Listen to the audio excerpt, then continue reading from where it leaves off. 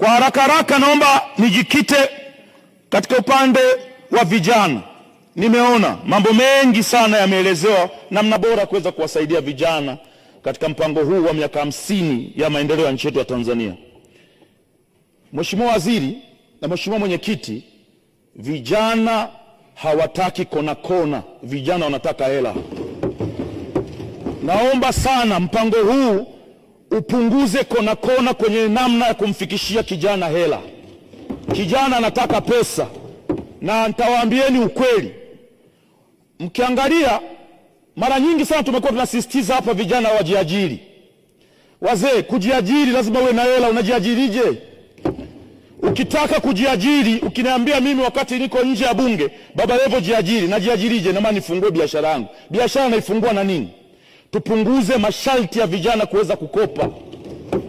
Tunaweka masharti magumu. Mtu kama Linex anataka kukopa, unamwambia alete hati ya nyumba. Linex ana nyumba.